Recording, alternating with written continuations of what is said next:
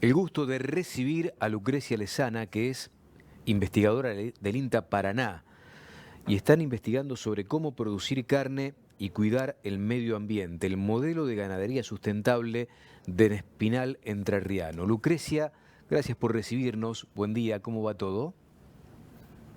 Hola, buen día Silvio, muchas gracias por el contacto. No, gracias a vos. Contanos cómo están desarrollando este proyecto productivo. Hay una demanda cada vez más celosa por ver qué es lo que consume y por lo tanto empiezan las exigencias de aquellos países más desarrollados, con más exigencia, para ver no solo la calidad del producto, sino cómo se produce en su relación con el medio ambiente. Y esto que están tomando ustedes como proyecto de investigación allí en el INTA Paraná, me parece que es lo que se viene, ¿no? ¿Qué es lo que perciben? Sí, efectivamente, tal como decís, las presiones sobre la ganadería son cada vez más crecientes, así como tenemos que producir más carne porque la demanda a nivel internacional sigue creciendo y esa es la proyección, por lo menos para los próximos 50 años, también son crecientes las demandas desde el punto de vista ambiental. Entonces, producir carne con bajo impacto ambiental, libre de deforestación, por ejemplo, reduciendo la emisión de gases de efecto invernadero, son demandas que los productores de carne del mundo y de la Argentina en particular tienen que afrontar. Entonces, un poco en ese marco es que encaramos este trabajo que en realidad es un convenio de asistencia técnica que comenzamos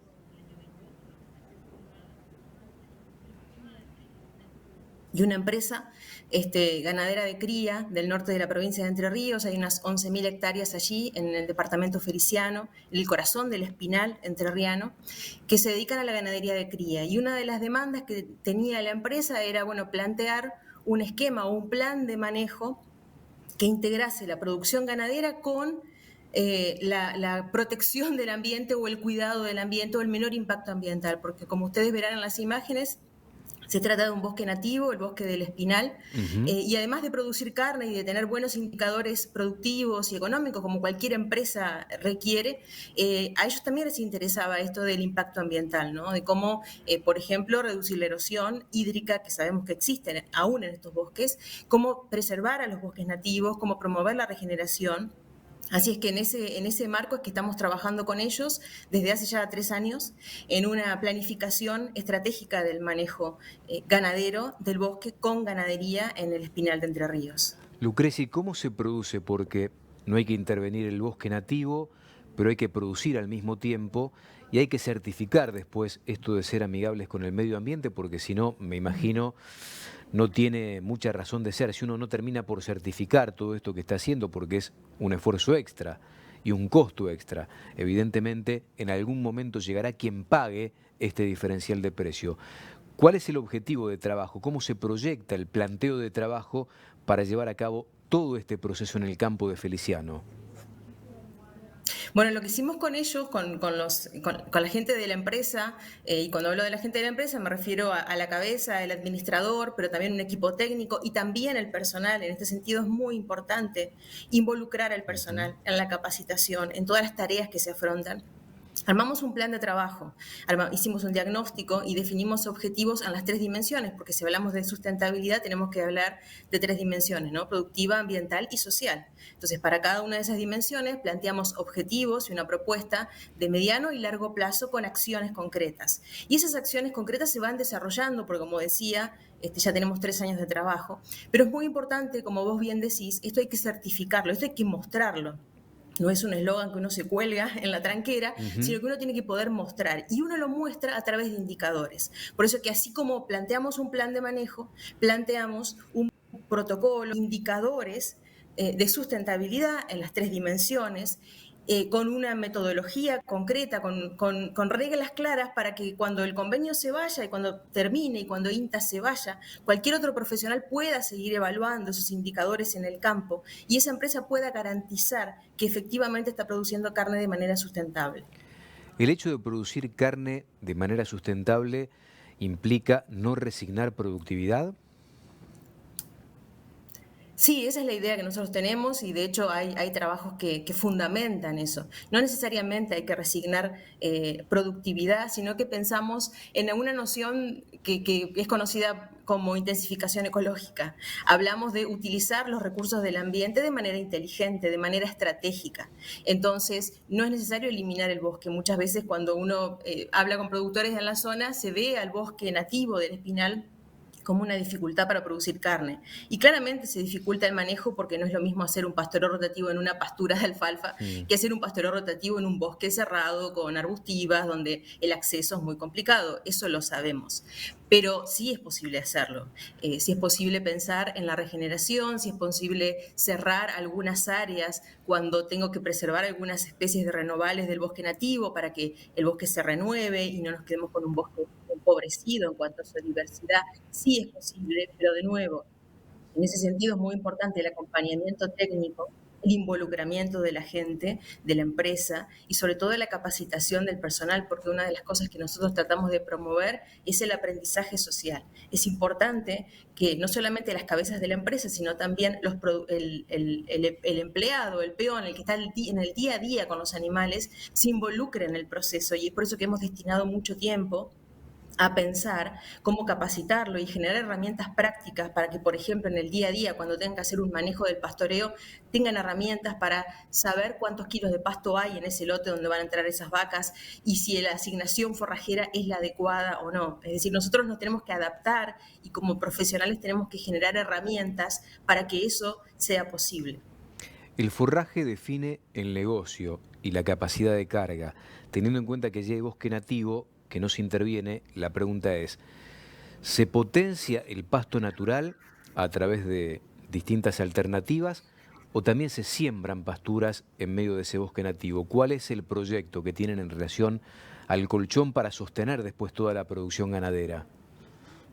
Sí, no, nuestra idea o nuestro planteo pasa más por utilizar lo que ya tenemos. Tenemos un recurso forrajero de muy buena calidad, como vos bien decís. El acceso quizá puede ser un problema porque tenemos áreas arbustizadas donde la capacidad de utilización de ese recurso forrajero se reduce, pero nuestra propuesta técnica fue no intervenir el pastizal, sino seguir trabajando con el recurso forrajero de base, que son gramíneas nativas Ujú. fundamentalmente, y apostar mucho a la utilización, porque pensábamos que uno de los problemas que tenía la empresa no pasaban por la producción forrajera, sino por su utilización, ¿sí? En el tiempo y en el espacio. Y entonces por eso apostamos a un manejo del pastoreo, donde evaluamos algunos parámetros, como te decía, la asignación forrajera, y eso acompañado con algunas estrategias de evaluación de la vaca, porque no solo miramos el pasto, sino que miramos la vaca, y entonces empezamos también a evaluar la condición corporal de manera estratégica en diferentes momentos del año,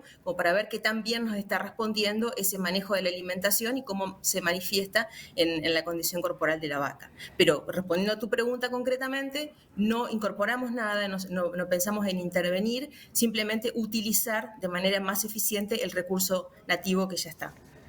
Aprovechando ese recurso nativo, pregunto, ¿no? Porque en algunos campos de Entre Ríos se están utilizando mucho los bioinsumos para fortalecer justamente, para darle una vuelta de tuerca, mejorar el suelo y a partir de eso que se exprese la pastura natural de mejor manera. ¿Es una alternativa? ¿Lo están pensando? ¿Lo analizan? ¿O por ahora no? Por ahora nosotros no lo hemos pensado. Cuando pensamos en incorporar algo al suelo, en algún caso, nuestros suelos, bueno, son suelos vertisoles con muy baja disponibilidad de fósforo, sobre todo, ese es uno de nuestros Ujú. principales factores limitantes. Entonces, en algún caso hemos utilizado alguna fertilización fosfórica en algún lote como para probar algún ensayo, pero con fertilizantes de síntesis química, ¿no? No hemos probado bioinsumos, aunque sabemos que sí, es una alternativa que va creciendo, sobre todo en predios de menor escala, pero podría llegar a ser algo a evaluar a futuro. Bueno, están metidos en un cambio cultural, supongo que ustedes lo asumen, y el cambio cultural, como vos dijiste, empieza por el equipo de trabajo. Hay que empezar Ujú. reeducando al equipo de trabajo a costumbres de labores que son nuevas y que pueden traer muchos beneficios a mediano y largo plazo. Así que bueno, tienen una linda y gran tarea por delante, Lucrecia. Sí, sin duda. Cuando hablamos de ganadería, los que trabajamos en ganadería también vemos con cierta frustración a veces, que la verdad es que Sí. gran parte de las cosas que se hacen en ganadería muchas veces no se adoptan, pero me parece que hay que apuntar muchísimo a eso, ¿no? Y como INTA, con nuestros equipos de investigación y de extensión, estoy en este momento dando yo la entrevista, pero la verdad es que somos un equipo interdisciplinario de investigadores y extensionistas de Entre Ríos que estamos trabajando en esta línea con la idea justamente de promover la adopción de las tecnologías y de que finalmente la ganadería termine de cambiar sus números. Me queda una duda, una inquietud más, entre tantas, ¿no? Para seguir charlando y además es para ir a acompañarlos a ver cómo desarrollan toda esta actividad allí en el campo en Feliciano. Teniendo en cuenta que las certificadoras en su mayoría son privadas y la trayectoria y la seriedad que tiene el INTA, ¿han pensado también en postularse como certificadoras desde el INTA o es imposible eso? Bueno, yo creo que eso es algo que el INTA tiene que proponerse y probablemente haya equipos de trabajo que están trabajando en esa línea, pero sin duda que sí, porque sería una estrategia justamente para hacer mucho más asequible esa herramienta, la de la certificación, a los productores. O sea, hoy en día Ujú. hay productores que llegan a las certificadoras, pero claramente necesitan una escala mucho mayor, y es algo que para la gran parte de los productores, en particular del norte de la provincia de Entre Ríos, que son productores medianos y chicos, eso es una herramienta muy lejana.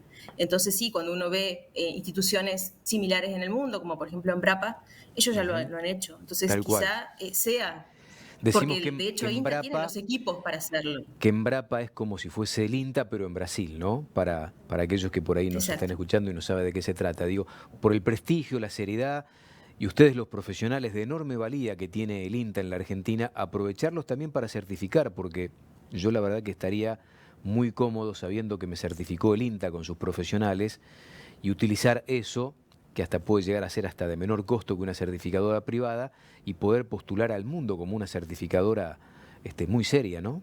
Es una Sí, alternativa. sí, sin duda que es una alternativa.